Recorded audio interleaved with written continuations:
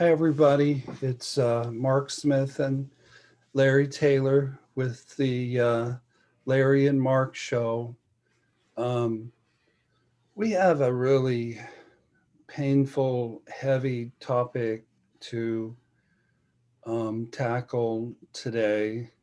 Um, it's something, unfortunately, that happens to millions of parents.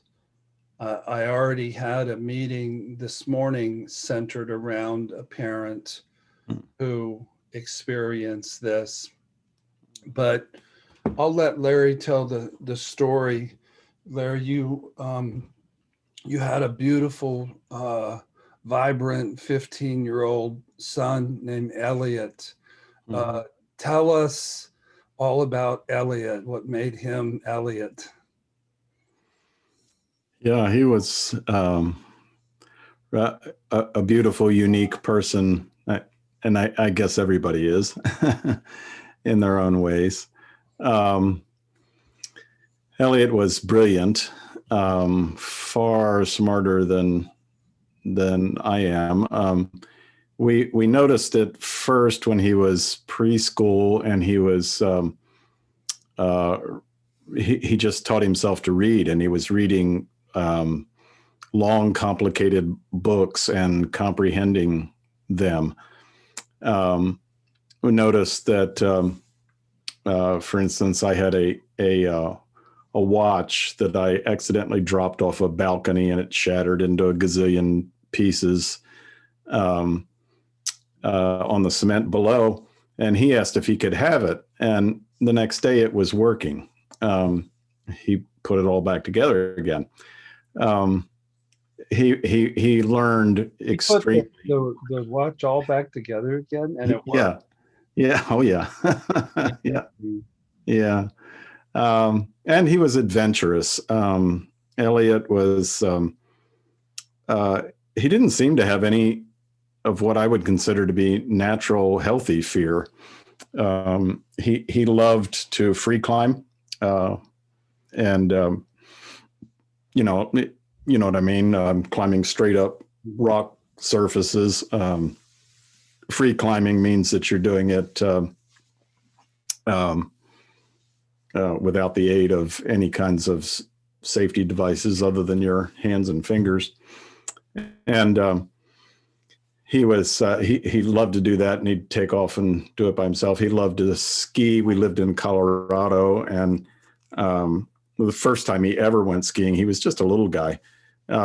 He strapped on the skis that we rented and hopped on the chairlift, went to the top of the highest mountain, and came screaming down the double black diamond slope.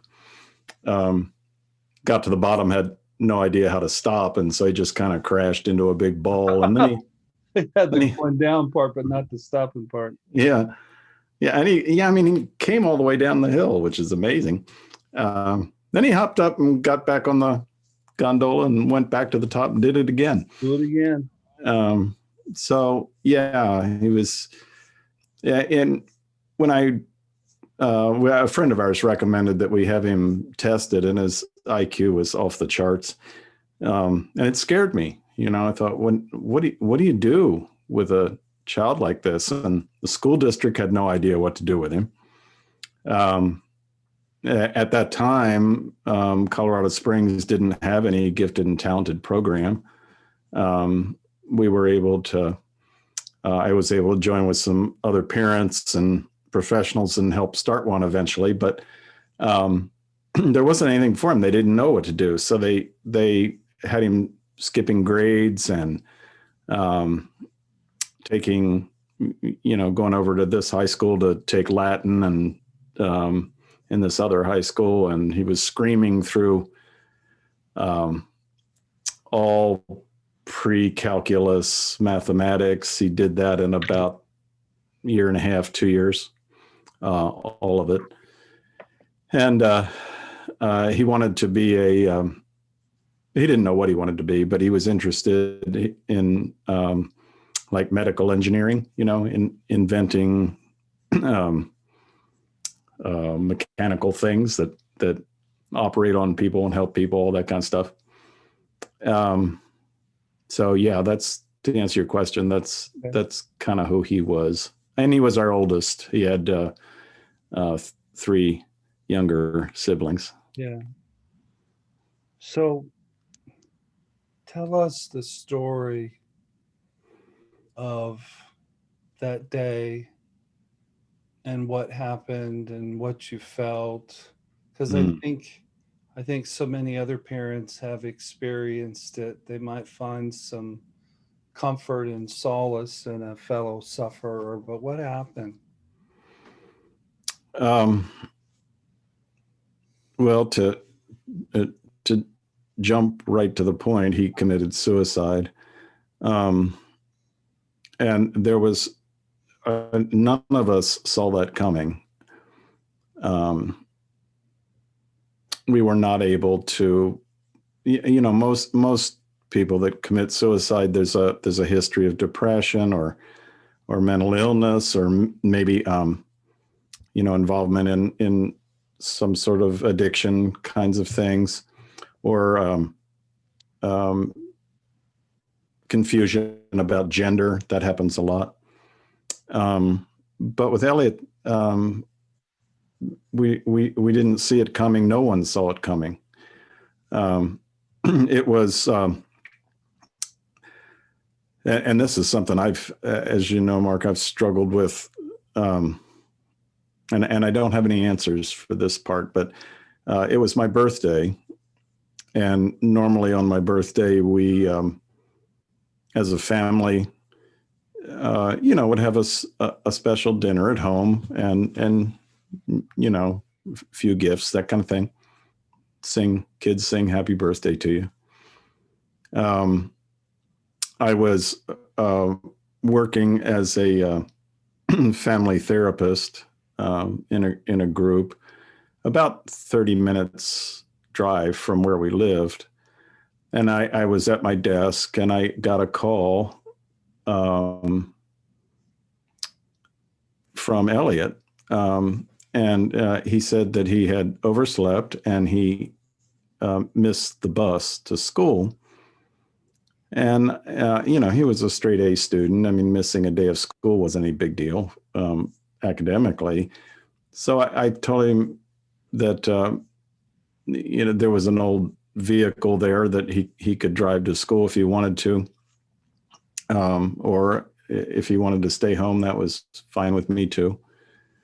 And he told me that he loved me. That was the last thing he ever said to me was, "I love you, Dad." That's a gift.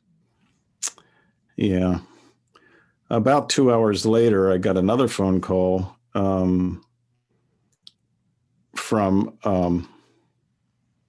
a neighbor who's with kind of a panicked voice said, "You need to come home right now," and he hung up the phone. I called the house number, and it rang for a while, and a strange voice answered, identifying himself as a member of the local fire department.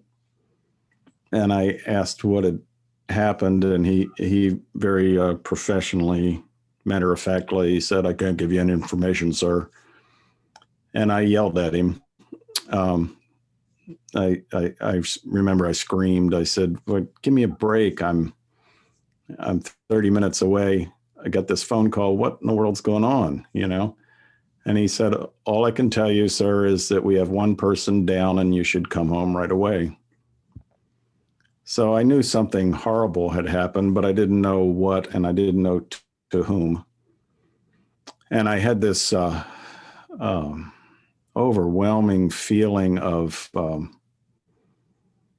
gosh, I don't even know how to describe it. As I was driving home, I mean, it was this. I mean, I knew something horrible had happened. My mind immediately went to one of my family members has been rushed to the hospital with a severe injury or something like that. But it was also just a feeling of just like numbness and like I wasn't quite connected to to my body as I drove home. We're in shock already. Yeah, yeah. As I came down the lane towards our house, I could see all the emergency vehicles, lights flashing, ambulance, fire engine, police cars. As I pulled up, someone came over and opened the door for me. I remember he had a very sad, compassionate look on his face. He was a young man, a member of the volunteer fire department, I think. And he said, your wife's in the ambulance. The ambulance was sitting there with the back of it was open. And I went over, and Kathy was just as white as a sheet. She was as white as this handkerchief. Mm-hmm.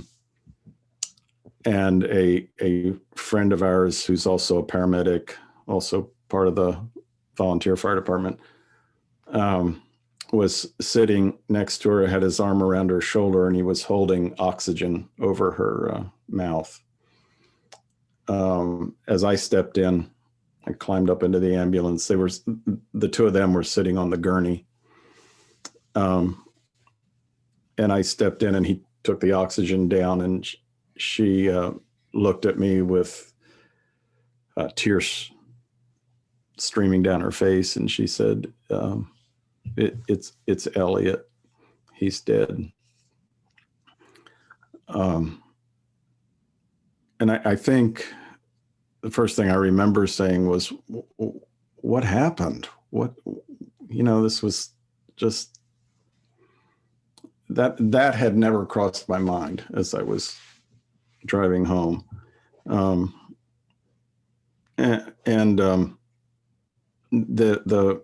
friend, the one that had the oxygen, he said he left a note.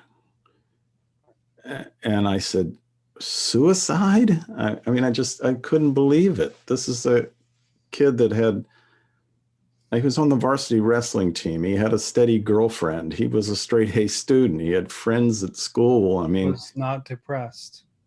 Yeah.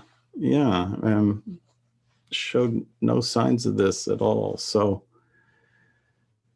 yeah, that's how that news was broken. And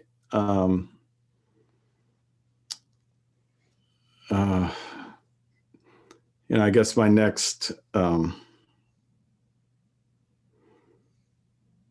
move was to, I realized that the younger kids had been dropped off at a neighbor's house, and I felt an urgency to get to them.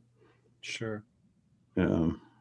So we did, but it plunged our family into decades of heartache and despair. It's still hard for me and my adult children to talk about it. We do, but it's hard.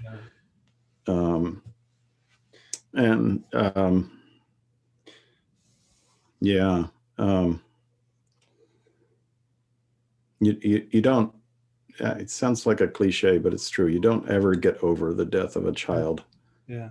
We're running a little short on time here, Larry. Yeah. I wanted you to tell the story about Elliot putting on a coat and a hat and the note that he left. Okay. It's really relevant to the story.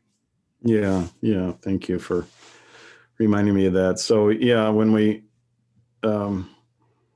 finally started to get more details, we found out that he had left a note, and I have the note somewhere. It's downstairs in a file cabinet. It was a very brief note, and it basically said, I'm not quoting it exactly, but it basically said, I'm not depressed. I love you all. I just want to try a new life. And he had dressed up. He was dressed, and he was wearing a jacket and a hat. Like he was dressed to actually go someplace. He was Not, going on an adventure in a new place. yeah, yeah, yeah. And I mean, he was dressed in a way that you would notice. If I mean, it wasn't like the way everybody, you know what I mean? It was it was unique. It has a scarf and a special hat and stuff. Um, It wasn't saying goodbye to this world. It was saying hello to another adventure. yeah, almost like he imagined he could come back. You know. I know. Yeah. Um, Yeah. Yeah. Oh, and he left his class ring on the note and asked us to give it to his girlfriend, which we did. Yeah. Um, So part of being a life coach is life punches you in the face mm, sometimes. You don't even see it coming and it yeah. almost kills you, but you cry and cry some more and you talk about it and time goes on, you cry some more. And eventually a big part of those wounds heal, but all of them never do. You got tears coming up just talking about it. All these, how many years ago was that, Larry? Yeah. It's been a while. It's in 1986 he killed himself. Okay, so that was a long time ago, but it's fresh. But parents out there who've either lost a child to death, or lost a child to suicide, and you feel like you can't just talk about it with the neighbor down the street, whose biggest problem, is uh, something that seems to pale in comparison to talking about something like this. Mm. Um, if you want to talk about the death of a child or suicide of a child, Larry's your guy. You know, you, in the Bible, I think there's a verse that talks about we can comfort with the comfort that we ourselves have been comforted by God. And I think that you've been comforted by God and his people Mhm. and therapists and family, and so that you have a lot of empathy and a lot of love and a lot of sort of like soothing balm to rub on wounds. And I think it would be very helpful to people to share their story and to get some help from you. So if you want to do that, get a hold of Larry, Dr. Lawrence Taylor at gmail.com. The doctor's just DR. I think we're out of time. I wish we could talk further. Well, we can in a future Yeah, we will. time. But yeah, I would consider it an honor to walk with anybody that's going through anything remotely similar. He can help you a lot. So give him a call. Thanks for sharing, Larry. You're welcome. All right, man. God bless you. God bless you.